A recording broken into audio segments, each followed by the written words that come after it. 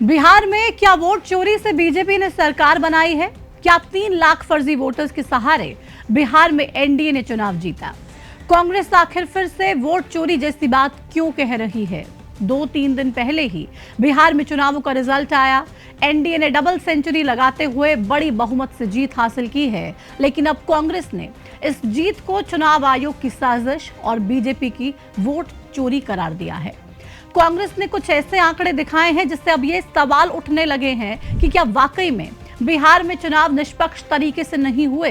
आखिर चुनाव आयोग ने ऐसा क्या झोल कर दिया कि कांग्रेस के नेताओं को ये कहना पड़ रहा है कि वोट चोरी से बीजेपी ने सरकार बनाई? नमस्कार, आपके साथ मैं हूं प्रतिमा दत्ता। कांग्रेस ने बिहार में 3 लाख एक्स्ट्रा वोटर्स का मुद्दा उठाकर बिहार चुनाव के नतीजों पर बड़ा सवाल खड़ा कर दिया है।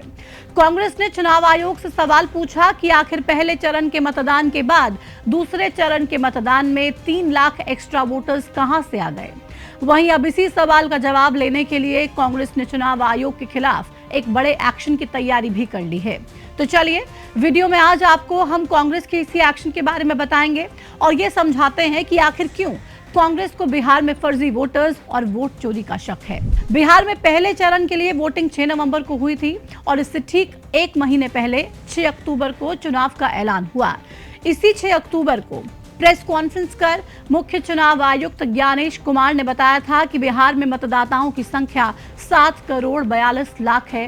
हालांकि जब वो ये आंकड़े बता रहे थे तब उनके पीछे लगी स्क्रीन पर मतदाताओं की संख्या 7 करोड़ 43 लाख दिखाई गई थी। इस प्रेस कॉन्फ्रेंस के बाद जब बिहार में 11 नवंबर को दूसरे चरण के मतदान पूरे हुए तो चुनाव आयोग ने एक बयान जारी किया। इस बयान में चुनाव आयोग ने बताया कि बिहार में कुल वोटर्स की संख्या 7 करोड़ 45 लाख है। ये संख्या चुनाव आयोग की पहली प्रेस कॉन्फ्रेंस के आंकड़ों से 3 लाख ज्यादा थी। अब इसी को लेकर कांग्रेस के सवाल पूछ रही है कि आखिर अचानक से बिहार में दूसरे चरण के मतदान से पहले 3 लाख वोटर्स कहां से आ गए। चुनाव आयोग के दोनों बयानों में आंकड़ों के इसी फर्क को लेकर कांग्रेस अब चुनाव में फर्जी वोटर्स और वोट चोरी के खेल का आरोप लगा रही है। कांग्रेस ने कहा है कि जहां चुनाव शुरू होने से पहले 6 अक्टूबर को बिहार में वोटर्स की संख्या करीब 7 करोड़ 42 लाख थी, वहीं ये आंकड़ा चुनाव के बीच 11 नवंबर को 7 करोड़ 45 लाख कहां से हो गया। कांग्रेस ने अपने सोशल मीडिया हैंडल पर मुख्य चुनाव आयुक्त ज्ञानेश कुमार की 6 अक्टूबर वाली प्रेस कॉन्फ्रेंस की वीडियो का एक हिस्सा डाला। इसमें ज्ञानेश कुमार बिहार में वोटों की संख्या 7 करोड़ 42 लाख बता रहे हैं। इसी के साथ कांग्रेस ने चुनाव आयोग का 11 नवंबर वाला वो बयान भी डाला जिसमें वोटर्स की संख्या 7 करोड़ 45 लाख बताई गई है। इसके बाद कांग्रेस ने चुनाव आयोग से सवाल किया कि बिहार चुनाव के बीच में अचानक से 3 लाख वोटर्स आखिर कैसे बढ़ गए। अपने इस पोस्ट और सवालों के जरिए कांग्रेस सीधा सीधा बिहार चुनाव में फर्जीवाड़े का आरोप लगाना चाहती है और ये बताना चाह रही है कि फर्जी वोटों के सहारे ही बीजेपी चुनाव जीतने में कामयाब रही है। लेकिन क्या कांग्रेस के ये सवाल सही हैं? आइए अब इसी की पड़ताल करते हैं। कांग्रेस ने अपने पोस्ट में जो बयान दिखाए वो बिल्कुल सही हैं और ये हम आपको वीडियो की शुरुआत में बता चुके हैं कि चुनाव आयोग ने यही आंकड़े बताए थे। इसलिए कांग्रेस का ये सवाल भी जायज है कि चुनाव के बीच में वोटर्स की संख्या कैसे बढ़ गई। देखिए, पहले तो आप ये समझिए कि वोटर्स की संख्या 3 लाख नहीं बल्कि सिर्फ 2 लाख बढ़ी है, क्योंकि 6 अक्टूबर को जब मुख्य चुनाव आयुक्त प्रेस कॉन्फ्रेंस में ये बता रहे थे कि वोटर्स की कुल संख्या 7 करोड़ 42 लाख है, तब उन्हीं के पीछे लगी स्क्रीन पर वोटर्स की संख्या 7 करोड़ 43 लाख दिखाई गई थी। मतलब ये सिर्फ ज्ञानेश कुमार के बोलने का फर्क हो सकता है, बाकी आंकड़ा 7 करोड़ 43 लाख का ही था। अब रही बात बीच चुनाव में 2 लाख वोटर्स के बढ़ने की, तो उसको लेकर चुनाव आयोग ने 13 नवंबर यानी कि नतीजों से पहले ही जानकारी दे दी थी। चुनाव आयोग ने एक बयान जारी किया था और बिहार में एसआईआर के बाद कुल मतदाताओं की संख्या 7 करोड़ 45 लाख हो गई है, ये बताया था।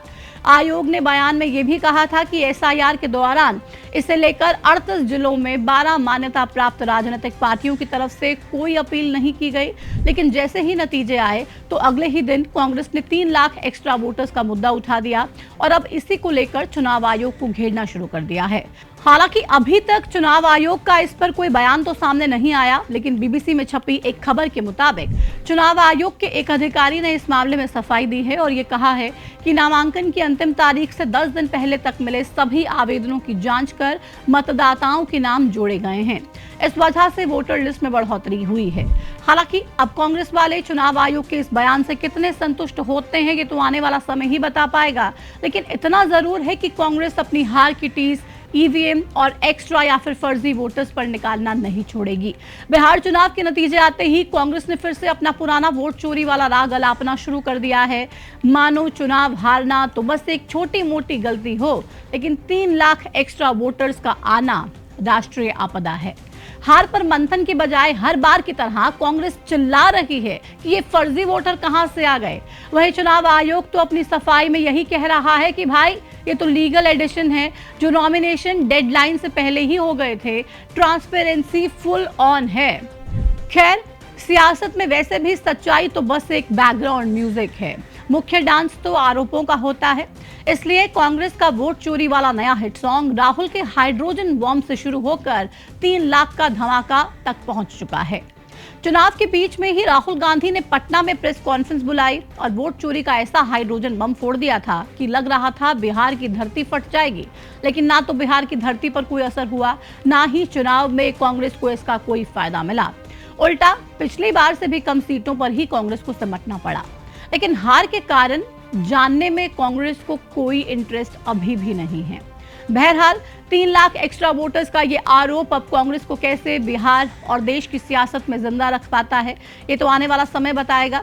फिलहाल हम आपको इतना बता देते हैं कि चुनाव के नतीजों में बीजेपी 89 सीट्स के साथ सबसे बड़ी पार्टी बनकर उभरी है। वहीं जेडीयू ने भी 85 सीट्स पर जीत हासिल की। ऐसे में अब बिहार में एनडीए सरकार का शपथ ग्रहण 20 नवंबर को होने वाला है।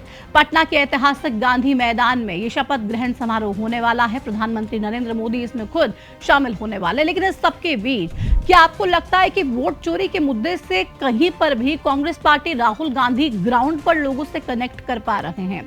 क्या ग्राउंड में लोग इसको कोई मुद्दा मान भी रहे हैं, या फिर उनको लग रहा है कि नहीं, हमारे मुद्दे होने चाहिए, हमारी तमाम समस्याएं होनी चाहिए और अगर वही राहुल गांधी या फिर कांग्रेस पार्टी उठाएगी तभी हम कनेक्ट कर पाएंगे? और आज जो कांग्रेस पार्टी के हालात हैं, आपको लगता है सिर्फ वोट चोरी की वजह से है, या फिर मंथन कांग्रेस पार्टी को भी करना पड़ेगा और देखना पड़ेगा कि भाई ऐसे तो बात बनने वाली नहीं है, बहुत बड़े बदलाव करने पड़ेंगे, उसके बाद जाकर कहीं लोगों से कनेक्ट हो पाएगा? जो भी आपकी राय हो कमेंट सेक्शन में जरूर जुड़िएगा और साझा कीजिएगा। फिलहाल इस वीडियो में इतना ही, मुझे दीजिए इजाजत। नमस्कार।